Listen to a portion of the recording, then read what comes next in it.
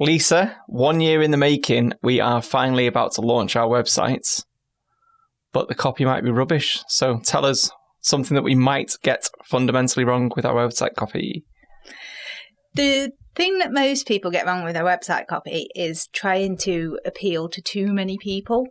So, and this is especially the case with new businesses who haven't really nailed down who their ideal customers are. So they try and make their copy appeal to everyone. But the problem with that is you can't appeal to everyone.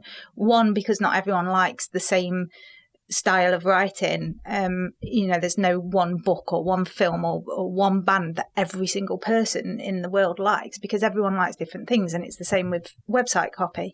Some people like formal copy and some people like the more conversational style. So you can't appeal to everyone's taste.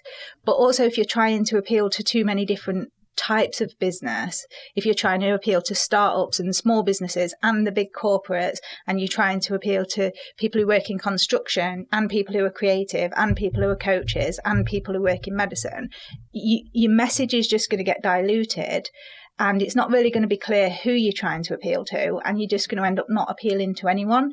So I always say to people, pick your ideal client, your best customer, who's the best person that you've worked with and the person that you would like all your clients to be like, and write your website copy as though you are writing to them. Yeah, so it's, what is it? Trying to appeal to everybody, you appeal to nobody? Yeah. You just dilute everything and it just becomes confusing, and people think, well, I don't know if they're right for me or not. I see that mistake a lot with something where it's like a product for mass market. So say shoes, and they'll go, well, everybody's got feet. It's like, but Nike makes shoes, but they have almost like a different market message for every different type of shoe that they create. So it's so important that you do know we call it an ideal client avatar, your ideal client, and then write specifically for that, because you want to attract more of what you'd like to work with, rather than, but people might fall out of that ideal client avatar, but that's who you want to sort of be speaking to in any copy that's on your website or in your market messages. Now we know that's a mistake, trying to appeal to too many people. What would be 5 easy ways to improve your website copy?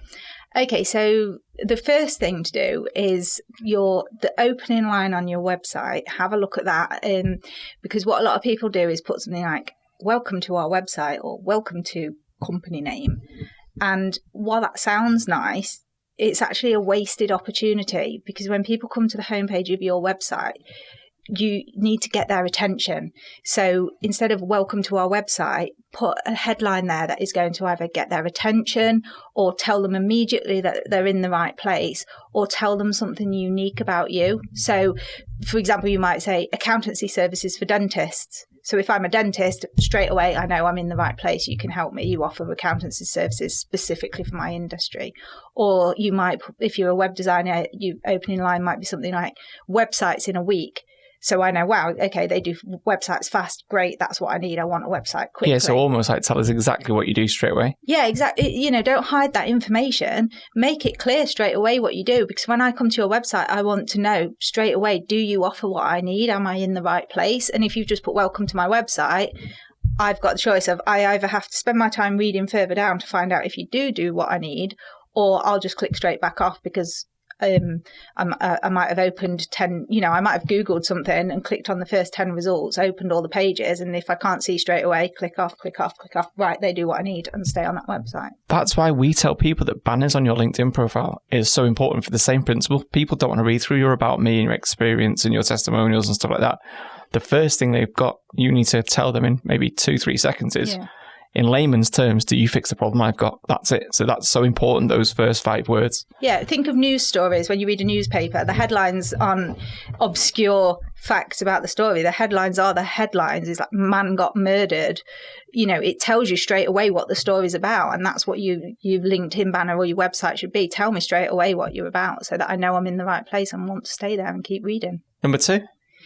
Talk directly to your reader, so as though you're having a conversation with them. So when people are reading your website copy, that they feel like you're talking directly to them. So a good way to open, and I'm not suggesting you do this on every single page, but a good way to open sometimes is to use a question. So it could be a problem that they might have, like, do you struggle with writing your website copy, or do you struggle with marketing your business? Because when you ask someone a question, our automatic reaction is to answer it. So if I say, what did you have for lunch today?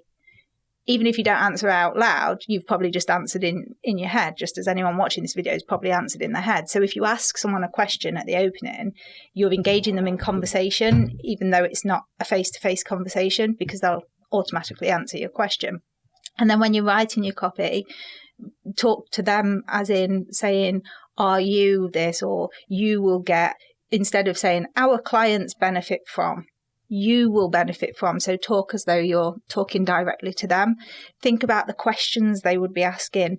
Think about the concerns that they would have. Think about the language that they would use. It might not necessarily be the technical terms that you use in your industry. So think about the language that they would use, the terms that they'd be familiar with, and steer clear of jargon. So if you're in quite a technical industry, don't use jargon terms that they're not going to understand. And if you're using abbreviations or acronyms, write them out in full the first time and then put the abbreviation in brackets so that people know what you're talking about. Because if they have to Google every second word in your copy, then they're just going to get bored and go somewhere else. I like what you just said there about asking the questions. So if you're thinking about the question that they'd be asking at a certain point in your copy, you then know that's another chance to put in another question to answer almost those potential objections that they might have before engaging with your services. Yeah, and you can do it for call to actions as well. So, does that sound good to you, or does this sound like you? And if they go yes, then they're going to book whatever, or sign up to whatever it is that you want them to do next. So asking questions, you can't have a conversation with someone in the same way you can face-to-face where you get a reply, but you can still ask questions that will get you the right answers. So your third way to improve your website copy? So my third way to improve your website copy is don't make people search for information. So, put the benefits, put the important things about your products and services in the copy, and include your frequently asked questions. Answer them within the copy. A lot of people have a separate frequently asked question page that's got like 100 different questions on. Well, if people are frequently asking those questions, answer them in the copy, or include frequently asked questions at the bottom of the page that relate to that specific service if you've got different services, rather than lumping them all together on one page. The same with your testimonials. Include them within your page as different coloured text boxes or in big quotes, so that as people are reading, they've got the proof there that you're saying you can do this, and then there's a quote backing it up, rather than having a separate testimonials page that people then have to go and search for to find out. And the same with your contact details. If you're saying call us for more information, put your phone number there. Don't make them search for that number. Well, making it as easy as possible. Idiot proof. Exactly, yeah. So give them the information. Don't make them have to search for the information. Link to different pages. So if you're saying you can find out more about us on our About page, link to your About page. Don't make them have to scroll all the way back up to the menu to find it. So don't make people search for the information. Make it nice and easy for them to get where they need to be and get the information they need to make the decision. Keep everything clear and concise and to the point, and don't just put in unnecessary details that don't need to be there. Do you struggle with that? When I'm talking, not so much when I'm writing. The great thing I think about writing is you can edit it till it's perfect, whereas when you're doing a video like this, or when you're having a conversation with people, you don't always say things in the way that you want to say them, or you might start saying something one way and then change your mind, or you might not be able to come up with the word that you want to use. Whereas with your website copy, you can take your time with it, and you can edit it, and you can perfect it, and you can change the wording, and you can make it clear and concise. But don't use 100 words when you can do a 10-word sentence to say the exact same thing. So keep it clear and concise. I'd say less is more, definitely, with website copy. Even posts on social media, same thing, any copy really. Yeah, and being concise doesn't mean short. You can have 1,000-word page, but every word needs to have a purpose for being there, not just repeating the same thing over and over again in different ways. Long copy is fine. People say, oh, you keep it all short. Short and concise are different things. Make it clear and concise, but put all the detail in that people need to make that decision. And your final top tip or final way to improve your website copy? Call to actions. So tell people what you want them to do on every page. So it might be that you want them to visit another page. It might be that you want them to make an inquiry. It might be whatever it is you want to do after they've read that page. Put a call to action. a lot of people think, oh, I'll leave the decision up to them as to what they want to do. But if you think about it, like if I say to you, oh, what do you want for tea tonight? That's quite a tough question, because then you start thinking, well, I don't know. What have we got in the cupboard? Shall we get takeaway? Whereas if I say, do you want pizza tonight? Like, that's a nice, easy decision, because you can go, yes. And if you don't say yes, you've got to think of an alternative. So if you tell people what to do, you're doing the same thing. You're making the decision easier for them, and they're more likely to take that action because they haven't got to make a decision. They could just take that action. So put a call to action, tell people what you want to do, and make your call to action assertive as well. So instead of our new brochure is available to download our new brochure here. Now. If you'd like to find out more, give us a call.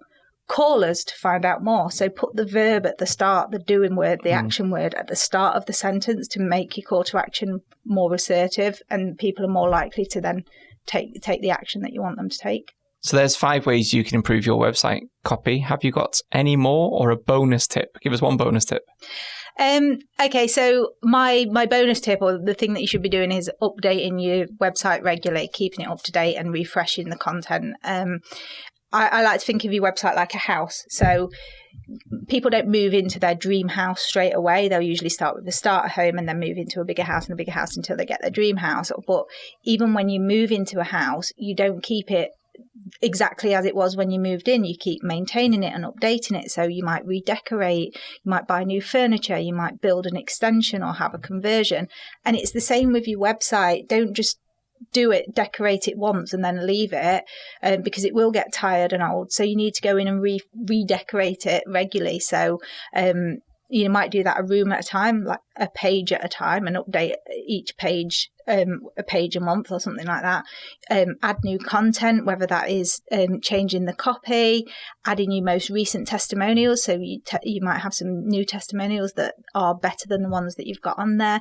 Updating your services if they've changed, and adding new blog posts and that kind of thing. So don't think of your website as a static thing. Always be updating it and maintaining it and checking that everything on there is correct. Yeah, you want to be optimizing it, really, don't you? Absolutely, so you get the most from it. So if I have got a website and it's not converting how I'd want to, or I think it could be improved, do you do anything for people, review them or anything like that? Yeah, absolutely. So I offer 90-minute consultancy services where you can just borrow my brain for 90 minutes. So we can use that to plan your website copy, or we can use it to review your existing copy and see where there's bits that can be improved or how we can make it perform better. So yeah, 90 minutes with me to borrow my brain.